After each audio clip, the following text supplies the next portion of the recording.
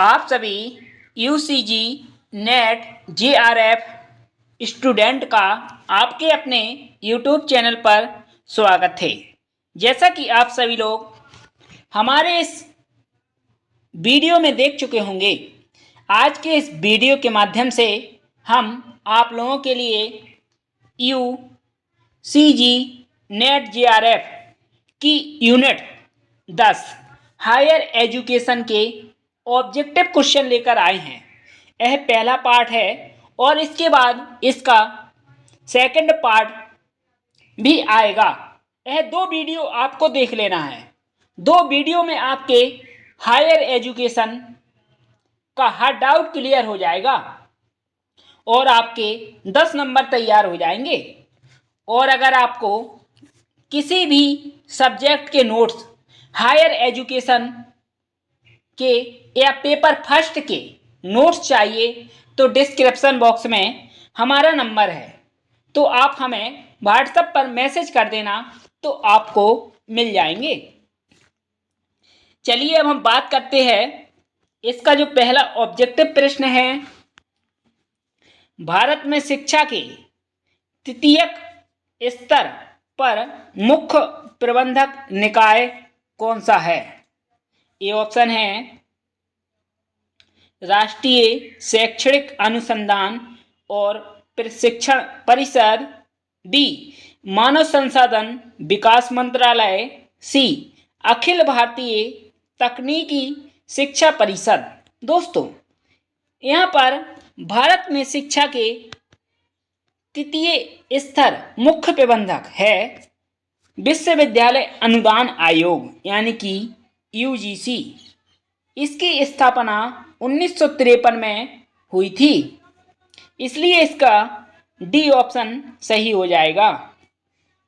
इसके बाद दूसरा, निम्न में से तृतीयक शिक्षा के कौन से अवयव है? यानी कि तृतीयक शिक्षा के कौन से अवयव है? प्राथमिक और माध्यमिक, बी उच्च शिक्षा, सी व्यावसायिक शिक्षा और प्रशिक्षण। इसका जो बी ऑप्शन है और सी दोनों सही है, इसलिए इसका डी ऑप्शन हो जाएगा, बी और सी। तीसरा, निम्नलिखित में से कौन सा हायर एजुकेशन का नियामक है? यानी कि हायर एजुकेशन का नियामक कौन है? पहला एनसीईआरटी, बी एआईसीटीई, सी विश्वविद्यालय अनुदान आयोग, डी मानव संसाधन विकास मंत्रालय। यहाँ पर हायर एजुकेशन के नियामक की बात की गई है, इसलिए इसका सी ऑप्शन सही होगा, विश्वविद्यालय अनुदान आयोग। चौथा, निम्न में से किस संस्था ने शिक्षा के 4 स्तंभों की अवधारणा दी है? शिक्षा के 4 स्तंभ की अवधारणा दी है यूनेस्को ने, यानी कि इसका डी ऑप्शन सही होगा। पांचवा, निम्नलिखित में से किस संस्था का उद्देश्य उच्चतर शिक्षा में विद्यार्थियों के नामांकन में वृद्धि करना है? ए ऑप्शन राष्ट्रीय उच्चतर शिक्षा अभियान, बी सर्व शिक्षा अभियान, सी ए और बी दोनों, डी कोई नहीं। यहाँ पर पूछा गया है किस संस्था का उद्देश्य उच्चतर शिक्षा में विद्यार्थी के नामांकन में वृद्धि करना है? राष्ट्रीय नेशनल उच्चतर शिक्षा अभियान में, इसलिए इसका ए ऑप्शन सही होगा। छठवां, निम्नलिखित में से कौन सी संस्था सक्रिय विश्वविद्यालय की अवधारणा को प्रतिपादित करती है? सक्रिय विश्वविद्यालय की अवधारणा को प्रतिपादित करती है यूनेस्को। इसका बी ऑप्शन सही है। सातवां, भारत की नियति को इसकी कक्षाओं में साकार रूप दिया जा रहा है। निम्नलिखित में से किस दस्तावेज में इस बात का उल्लेख है? यह उल्लेख किया गया है। ए ऑप्शन राष्ट्रीय शिक्षा नीति में, बी राष्ट्रीय ज्ञान आयोग,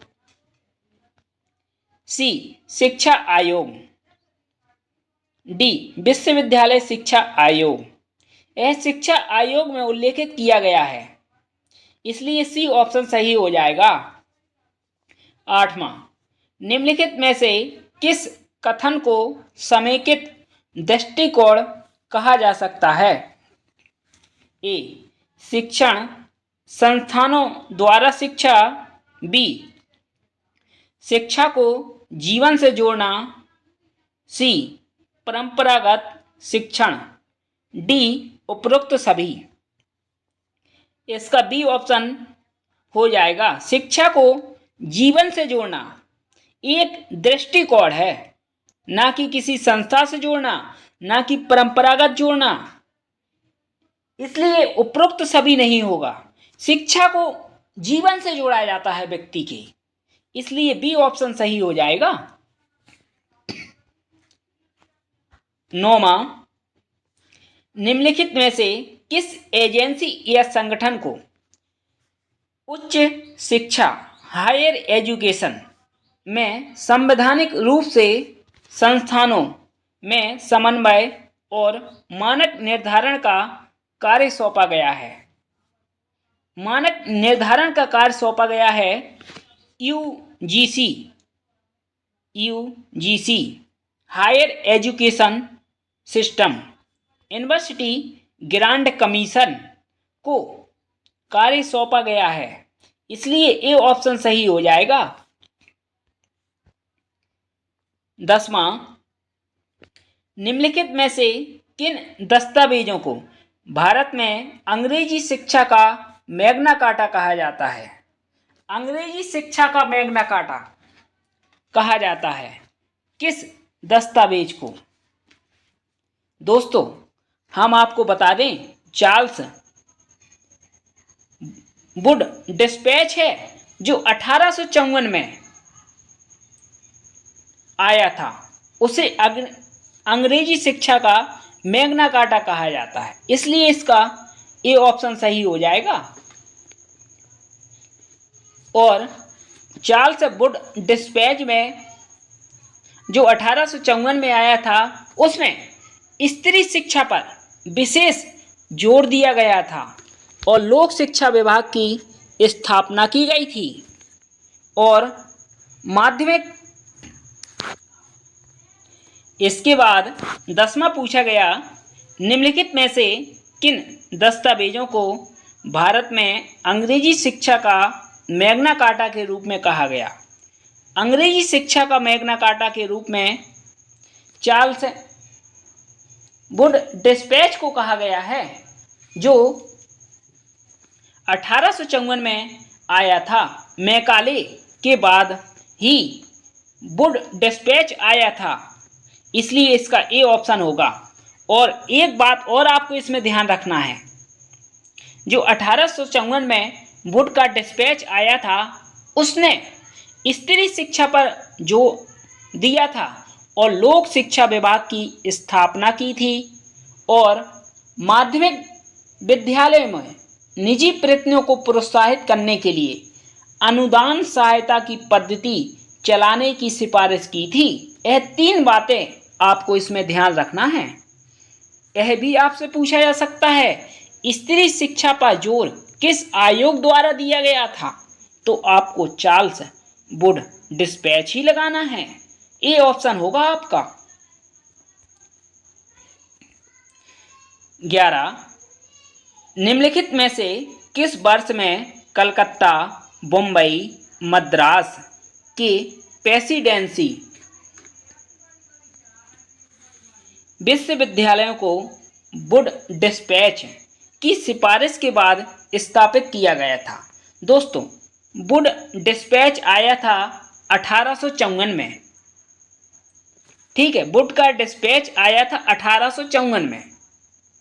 तो इसलिए 1854 में वुड का डिस्पैच आया और 1857 में कलकत्ता, मुंबई, मद्रास में विश्वविद्यालय के लिए सिफारिश की स्थापना की गई 1857।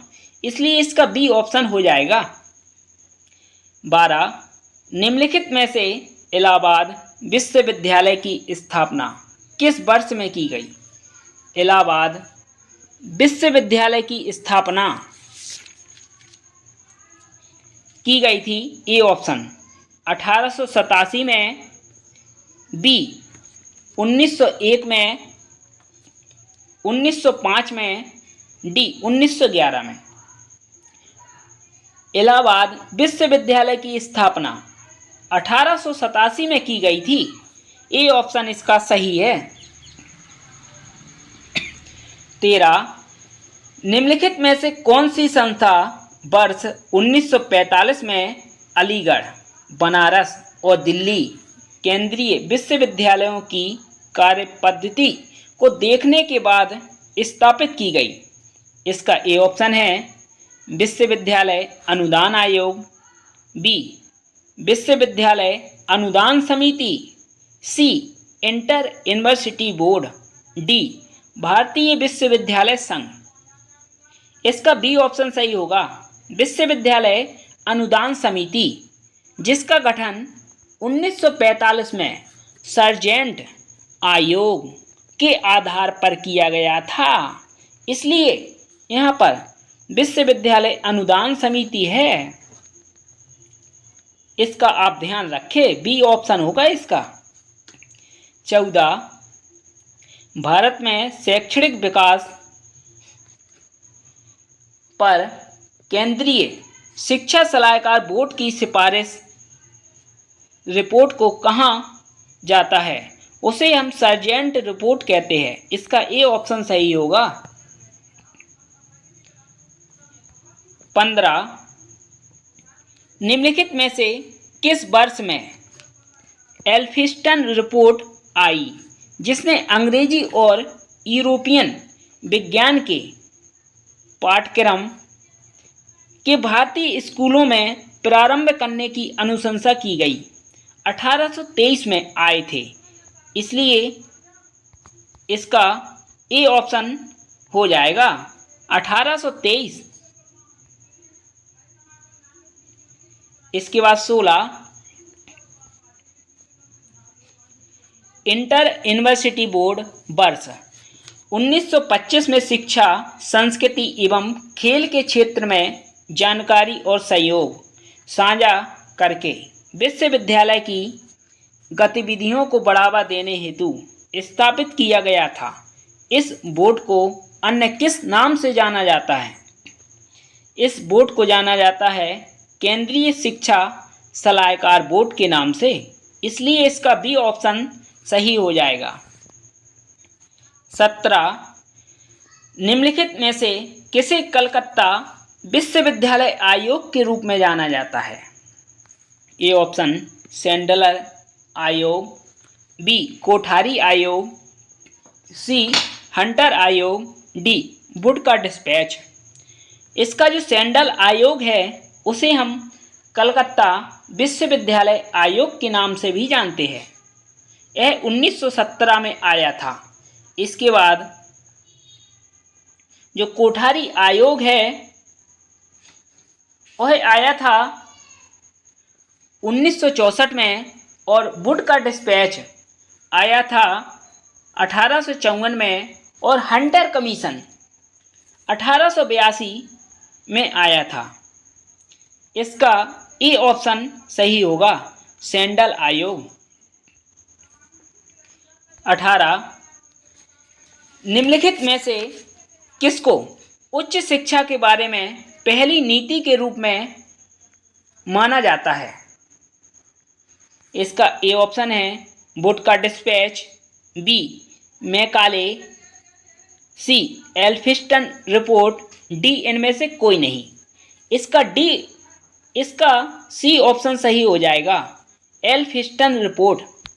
एल्फिंस्टन रिपोर्ट है उच्च शिक्षा की वर्तमान प्रणाली 1823 के एल्फिंस्टन से मिलती जुलती है, जिसमें अंग्रेजी और यूरोपीय विज्ञान पढ़ाने के लिए विद्यालयों की स्थापना पर बल दिया गया और उच्च शिक्षा प्रथम नीति के रूप में माना गया।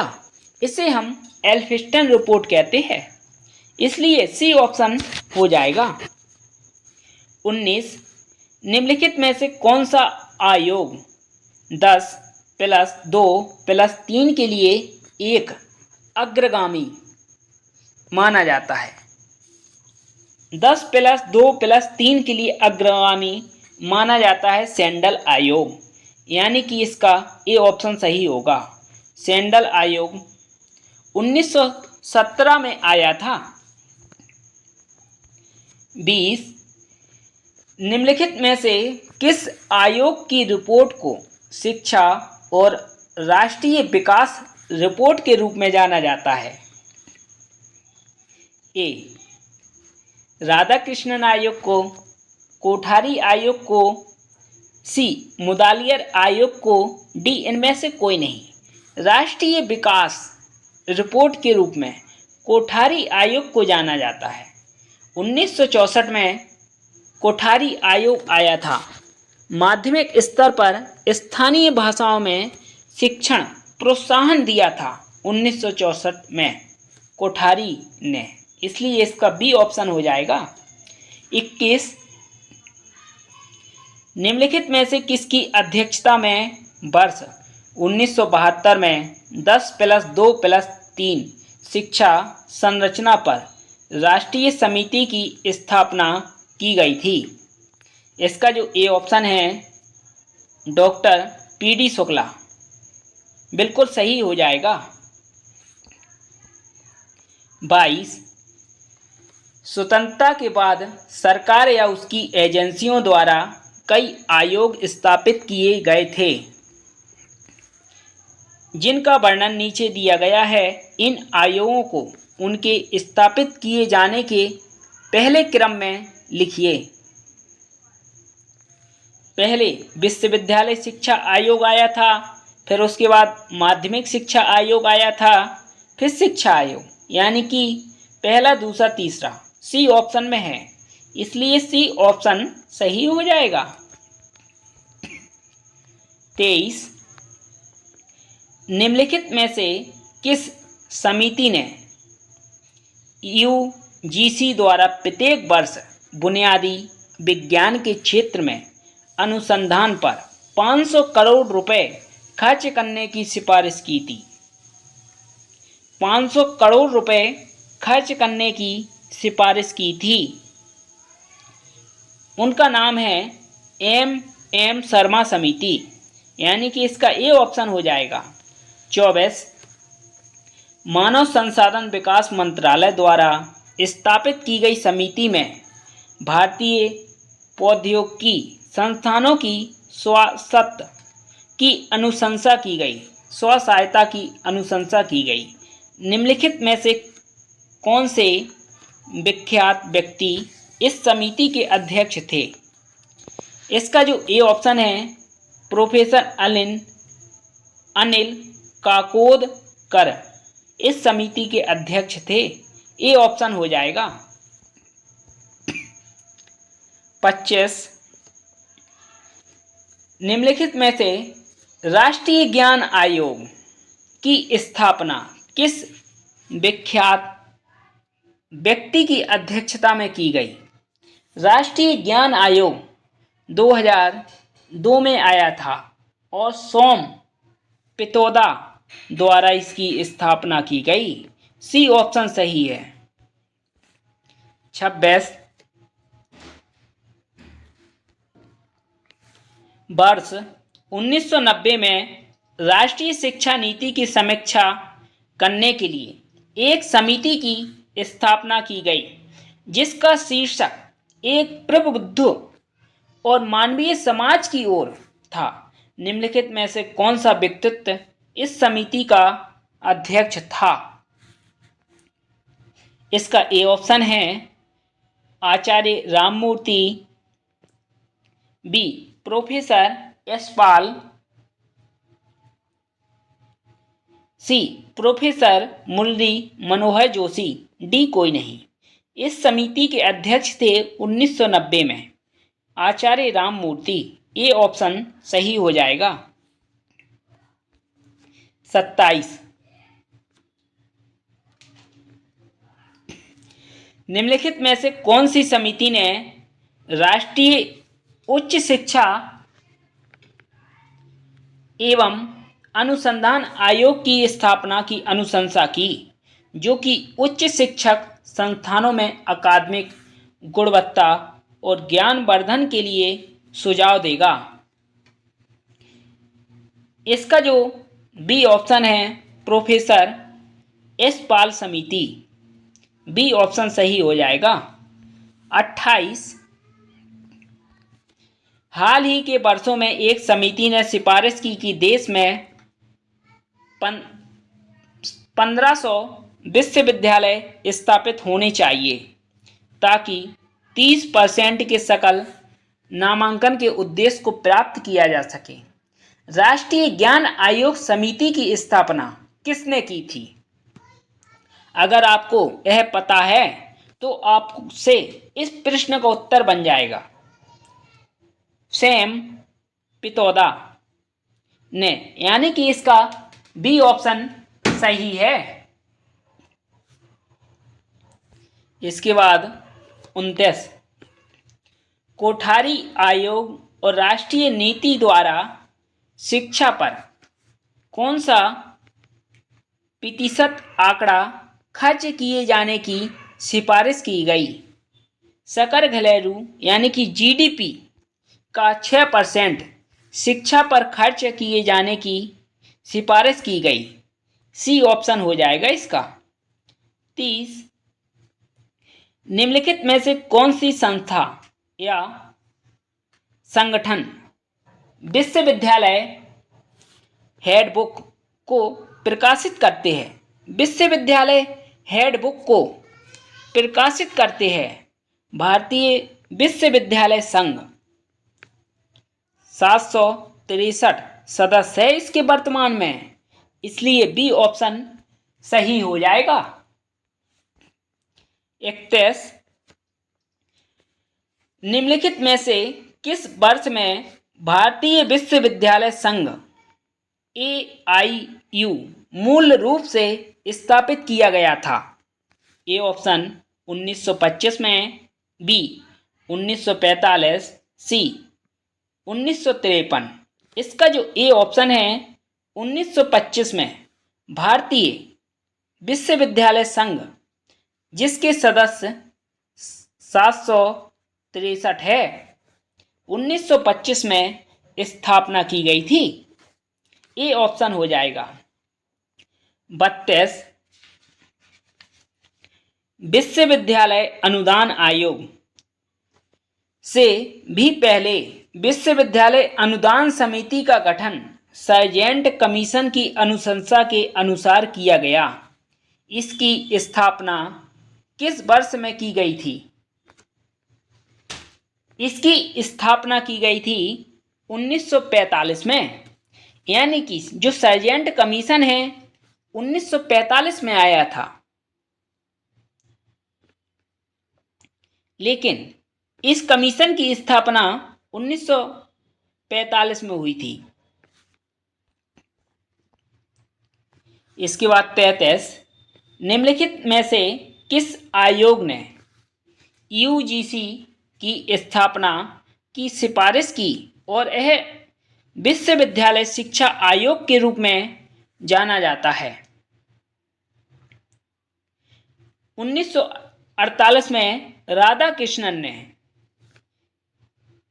यूजीसी की स्थापना की और इसे विश्वविद्यालय शिक्षा आयोग के रूप में जाना जाता है। इसका ए ऑप्शन हो जाएगा। राधाकृष्णन आयोग 1948 में आया था। 34, निम्नलिखित में से किस वर्ष में सरकार ने संसदीय अधिनियम द्वारा विश्वविद्यालय अनुदान आयोग की स्थापना की? विश्वविद्यालय अनुदान आयोग की स्थापना 1953 में की गई थी, यानी कि इसका सी ऑप्शन हो जाएगा। 35, निम्नलिखित में से किस महापुरुष द्वारा बनारस हिंदू विश्वविद्यालय की स्थापना की गई थी? बनारस हिंदू विश्वविद्यालय की स्थापना किसके द्वारा की गई थी? ए ऑप्शन है लाला लाजपत राय, बी पंडित मदन मोहन मालवीय, सी महात्मा गांधी, डी ज्योतिबा फुले। ना तो महात्मा गांधी है और ना ही ज्योतिबा फुले, ना ही लाला लाजपत राय है। इसका बी ऑप्शन केवल सही है, क्योंकि मदन मोहन मालवीय ने बनारस हिंदू विश्वविद्यालय की स्थापना की थी। इसके बाद 36, निम्नलिखित में से यूजीसी अधिनियम की कौन सी धारा विश्वविद्यालय शिक्षा के समन्वय और शिक्षण, परीक्षण और अनुसंधान के मानकों के अनुसरण के बारे में है? ए ऑप्शन धारा 12, बी 15, सी 25, डी 28। आप बताइए इसका ऑप्शन कमेंट बॉक्स में। अगर आप लोगों ने तैयारी की है, इसकी अगर थ्योरी पढ़ी है अच्छे से, तो आपसे इस प्रश्न का उत्तर बन जाएगा। नहीं तो हम आपको बता ही देंगे कमेंट बॉक्स में, और इशारों में भी हमने आपको इसका बता दिया है कौन सा सही है। 37, निम्नलिखित में से किस राज्य में सबसे अधिक केंद्रीय विश्वविद्यालय है?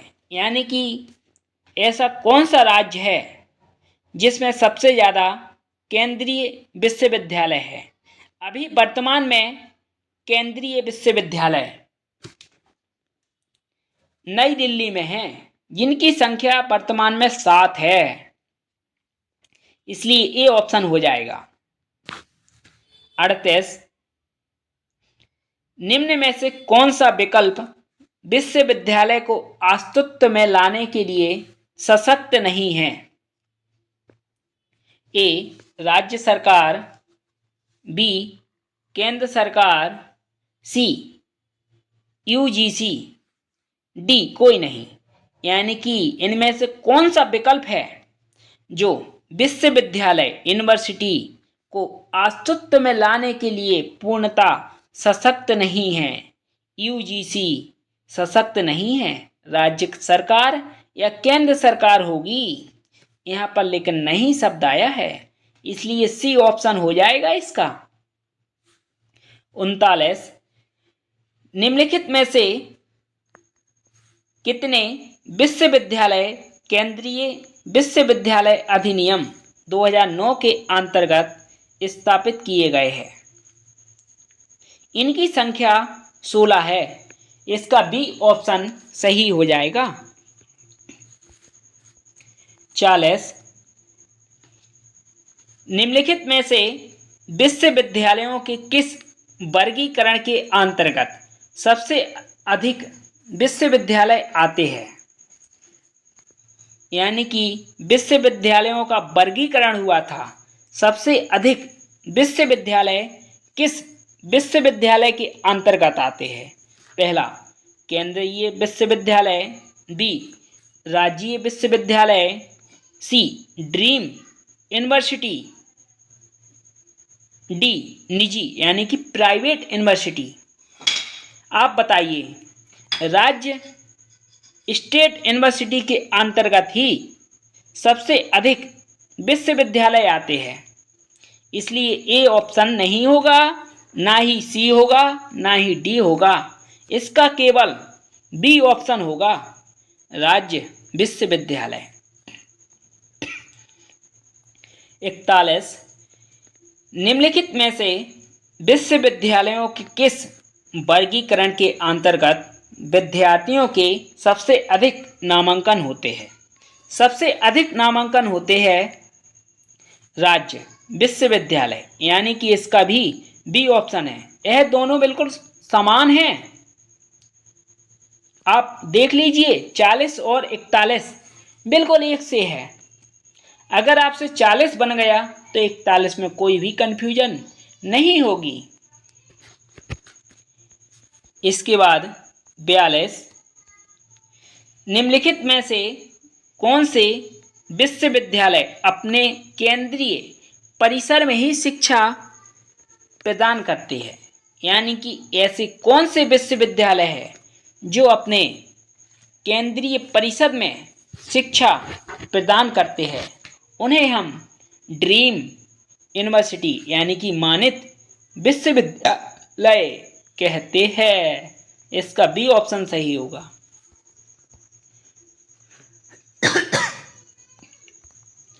43, निम्नलिखित में से कौन सी एजेंसी इंदिरा गांधी राष्ट्रीय मुक्त विश्वविद्यालय का वित्त पोषण करती है, यानी कि इग्नू, मानव संसाधन विकास मंत्रालय। इसका बी ऑप्शन सही होगा।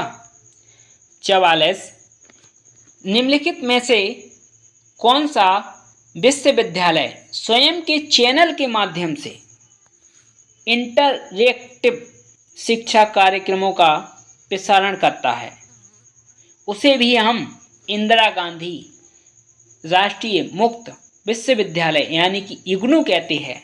इसका भी बी ऑप्शन हो जाएगा। 45, निम्नलिखित में से कौन से राज्य में सबसे अधिक विश्वविद्यालय है। आज वर्तमान में 6 फरवरी 2023 का जो डाटा है, 2024 का डाटा भी हम देख सकते हैं। राजस्थान में सबसे ज़्यादा विश्वविद्यालय है, इसलिए इसका सी ऑप्शन हो जाएगा। और उत्तर प्रदेश सेकंड नंबर पर है जिसमें 55 हैं।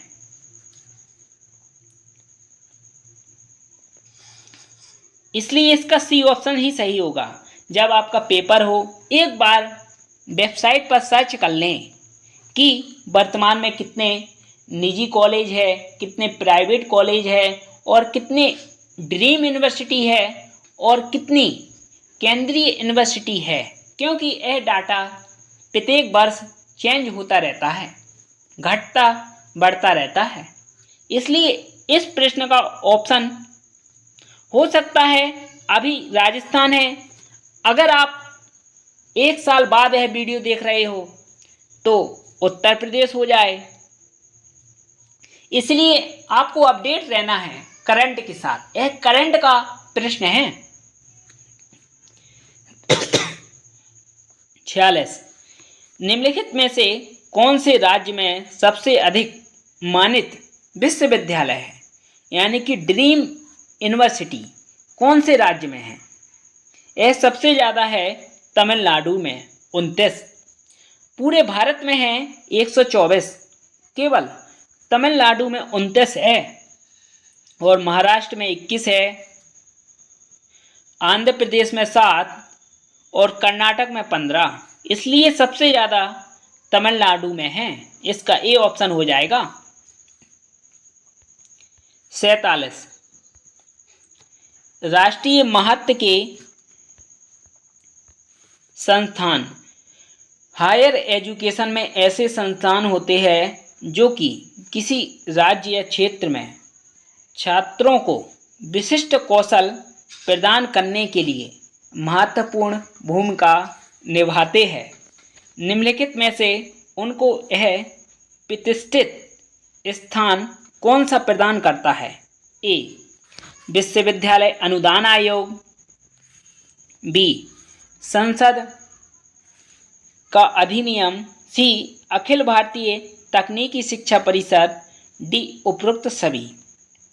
दोस्तों आप बताइए कौन सा होगा, क्योंकि संसद का अधिनियम है वही प्रदान करता है, इसलिए बी ऑप्शन सही हो जाएगा।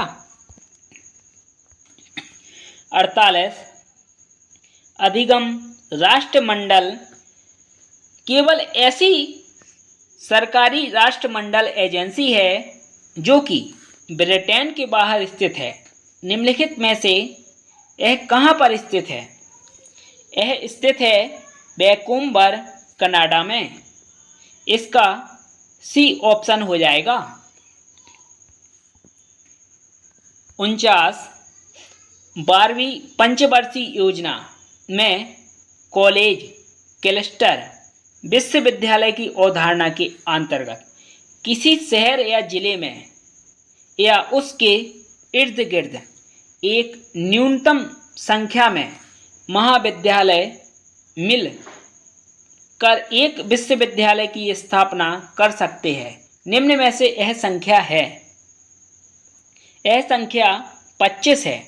आपको पंचवर्षीय योजना 1 से लेकर 12 तक एक बार रिवाइज कर लेना है, क्योंकि पंचवर्षीय योजना 1951 में आई थी और 2017 में पंचवर्षीय योजनाओं को समाप्त कर दिया गया था मोदी सरकार द्वारा। इन्होंने पंचवर्षीय योजना के स्थान पर नीति आयोग लाया है। इसलिए आज वर्तमान में पंचवर्षीय योजना खत्म है, क्योंकि बीजेपी के शासन को ये कांग्रेस की योजनाएं अच्छी नहीं लगती हैं, क्योंकि यह पंचवर्षीय योजना कांग्रेस के शासन में चलाई गई थी। मोदी तो कुछ अलग ही दिमाग लगाते हैं, इसलिए उन्हें तो कांग्रेस की कोई भी चीज़ पसंद नहीं है। वे तो हर चीज़ कांग्रेस के नाम पर है उसे बदलना चाहते हैं, लेकिन ऐसा संभव नहीं हो पाता, क्योंकि सत्ता पूर्ण बहुमत से उनका राज्य नहीं है। अगर पूर्ण बहुमत हो बीजेपी का तो मोदी ये ऐसा जरूर कर सकते हैं। इसके बाद 50 निम्नलिखित में से किस संगठन ने राष्ट्रीय मूल्यांकन एवं वित्तीयन परिषद की स्थापना की? इसका ए ऑप्शन है AICTI, बी UGC, सी मानव संसाधन विकास मंत्रालय। इसका बी ऑप्शन सही हो जाएगा।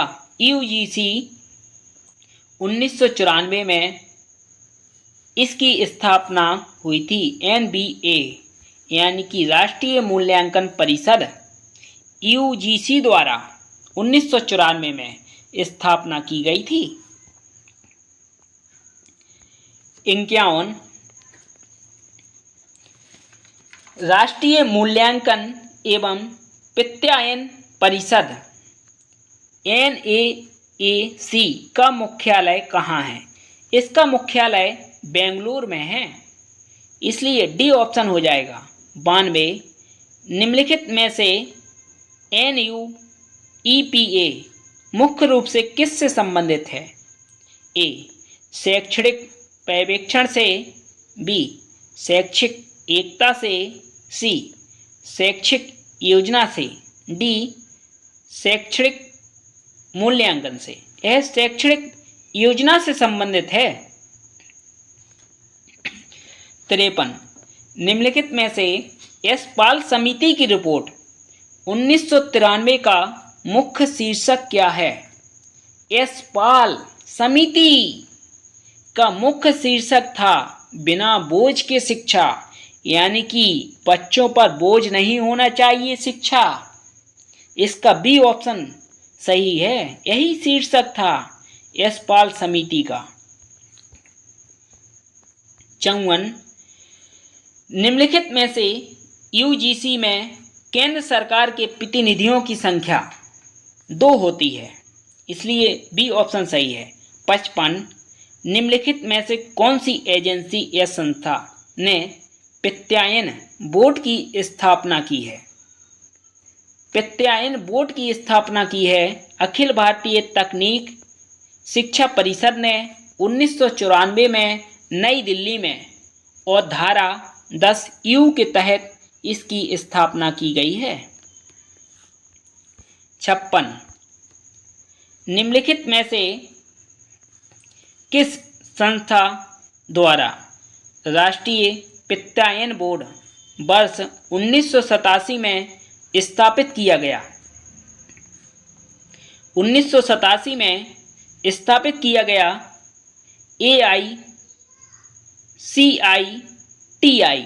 यानी कि इसका ए ऑप्शन सही हो जाएगा।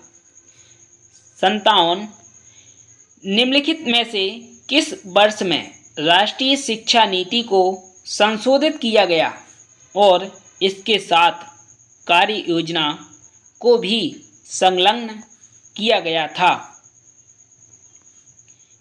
इसका 1992 है, जो डी ऑप्शन बिल्कुल सही होगा।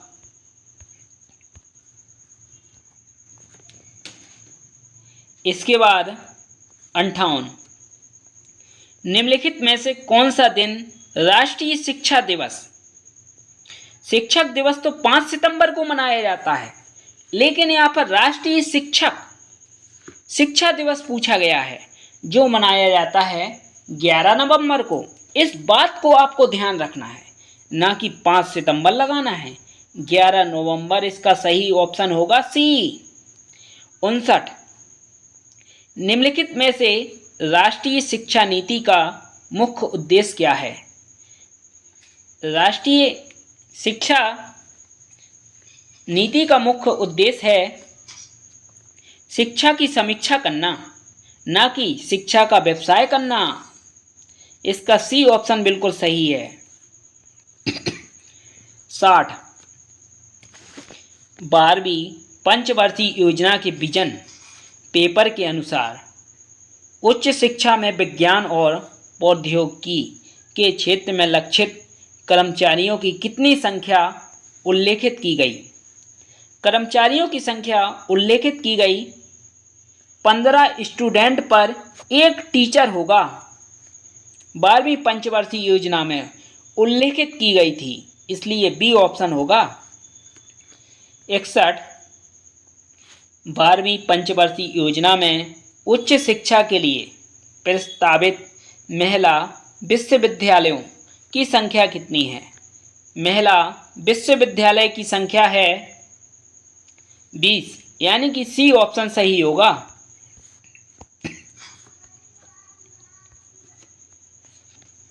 42, कुछ अल्प अवधि कार्यक्रमों के अलावा शिक्षकों के प्रशिक्षण के लिए अकादमिक स्टाफ कॉलेजों की स्थापना की गई, जो कि मूल रूप से प्रस्तुत करते हैं।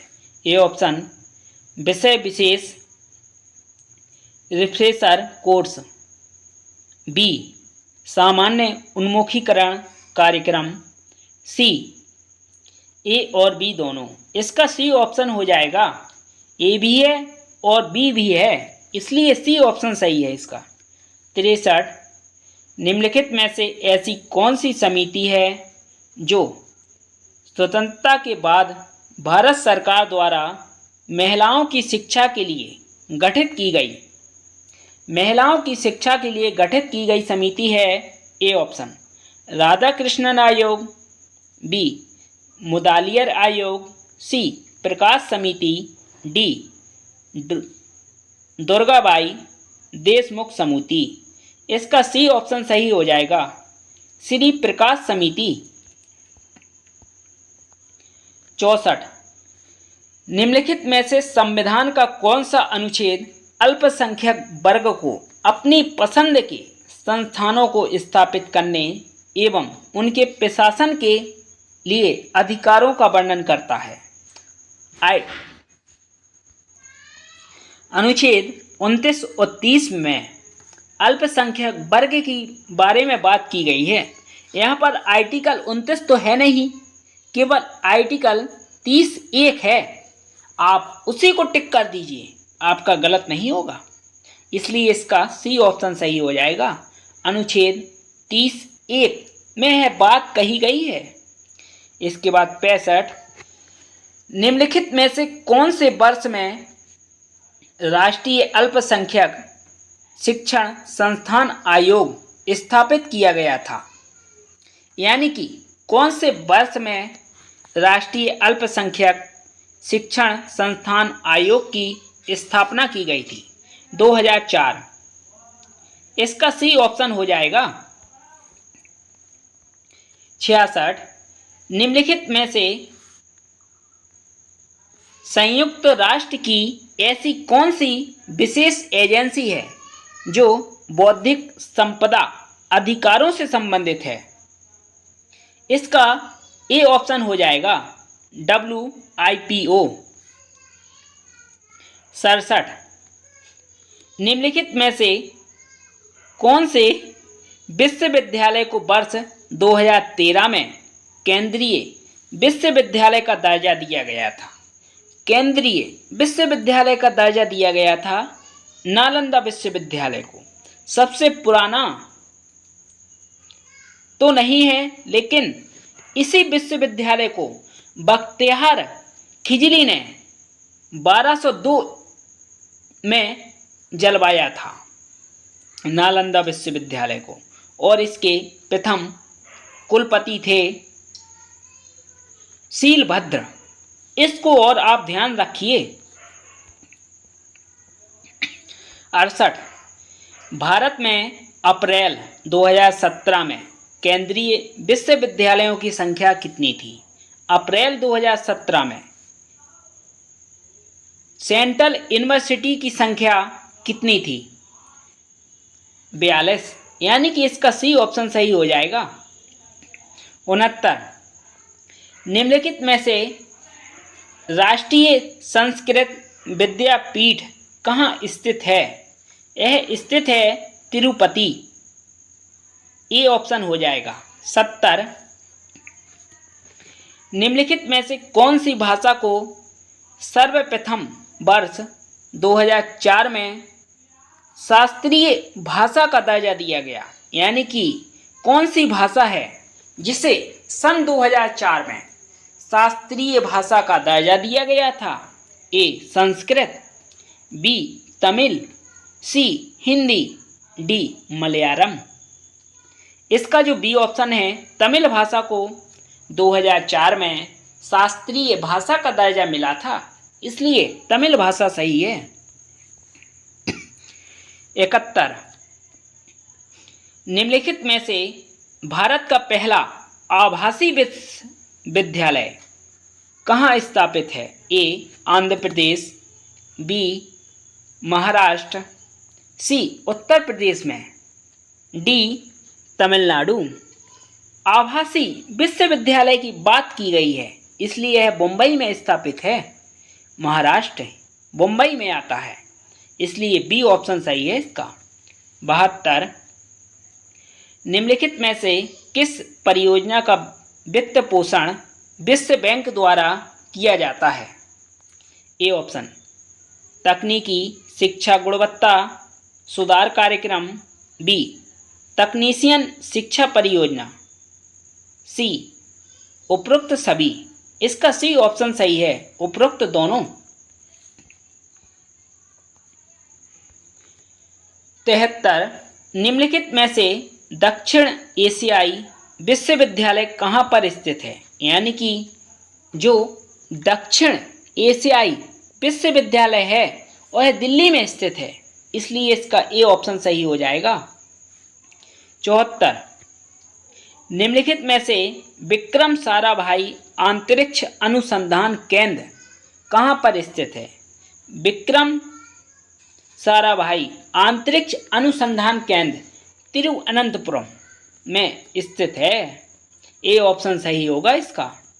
और श्री हरिकोटा में प्रक्षेपण यान स्थापित है।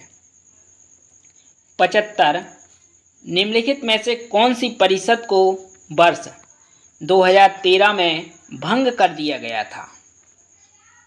दूरस्थ शिक्षा परिषद यानी कि DEC को 2013 में भंग कर दिया गया था। ए ऑप्शन सही है।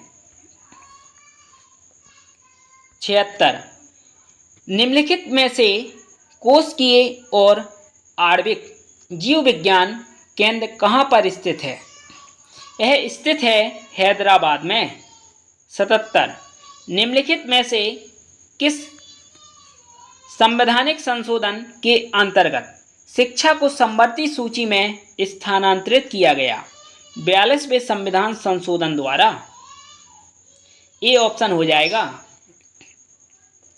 78, निम्नलिखित में से यूजीसी के संकाय सुधार कार्यक्रम का मुख्य उद्देश्य क्या है? ए ऑप्शन अतिरिक्त शिक्षकों की नियुक्ति करना, बी संकाय को अनुसंधान उन्मुख बनाना, सी भौतिक आधारित संरचना में सुधार। इनमें से कोई नहीं है, इसलिए डी ऑप्शन इसका होगा, कोई नहीं। 79 निम्नलिखित में से महात्मा गांधी अंतर्राष्ट्रीय हिंदी विश्वविद्यालय कहाँ पर है? महात्मा गांधी, दोस्तों महात्मा गांधी से आप पकड़ सकते हो वर्धा में स्थित है, ना कि पोरबंदर में। तो महात्मा गांधी का जन्म हुआ था, पोरबंदर गुजरात में आता है, लेकिन महात्मा गांधी अंतर्राष्ट्रीय हिंदी विश्वविद्यालय वर्धा में स्थित है। 1997 में इसकी स्थापना की गई थी। 80 निम्नलिखित में से किस वर्ष में केंद्रीय शिक्षा सलाहकार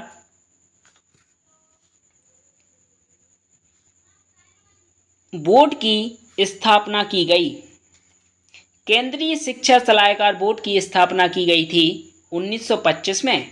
इसका ए ऑप्शन सही हो जाएगा। 81 निम्न में से किस वर्ष में इंदिरा गांधी राष्ट्रीय मुक्त विश्वविद्यालय यानी कि इग्नू की स्थापना कब की गई थी? इग्नू की स्थापना 1985 में की गई थी। इसका ए ऑप्शन सही हो जाएगा। इसके बाद 82 निम्नलिखित में से किस वर्ष में मानव संसाधन विकास मंत्रालय सृजित किया गया था? यानी कि मानव संसाधन विकास मंत्रालय कब सृजित किया गया था? सृजित किया गया था 1985 में। C option. इस प्रकार पार्ट फर्स्ट में हायर एजुकेशन के 82 ऑब्जेक्टिव प्रश्न हैं। इसके बाद इसका एक पार्ट और आएगा जिसमें लगभग 100 ऑब्जेक्टिव प्रश्न होंगे और लगभग 200 ऑब्जेक्टिव प्रश्न आपके हो जाएंगे। अगर आप लोगों ने 200 ऑब्जेक्टिव प्रश्न अच्छे से तैयार कर लिए तो आपके 10 नंबर तैयार हो जाएंगे। चलिए दोस्तों, आप हमारे कमेंट बॉक्स में अपनी राय बताएं इस वीडियो के बारे में और कमेंट करें। इसके बाद हम इसका सेकंड पार्ट और अपलोड जल्दी से जल्दी करेंगे। और अगर आपको कोई हेल्प चाहिए, जैसे इसके नोट्स फर्स्ट पेपर के, क्योंकि सेकंड पेपर के नोट्स तो हम आपको उपलब्ध करवा भी सकते हैं अगर आप लॉ सब्जेक्ट से हो, क्योंकि मैं लॉ सब्जेक्ट से हूँ और लॉ सब्जेक्ट से ही इस बार यूसीजी नेट का एग्ज़ाम दूंगा। लेकिन हमारा और आपका टारगेट नेट क्वालिफाई करना नहीं है, जेआरएफ क्वालिफाई करना है, क्योंकि इतनी मेहनत करना है एग्ज़ाम के पहले, इतना कठिन परिश्रम करना है कि आपका जेआरएफ क्वालिफाई हो जाए। धन्यवाद साथियों।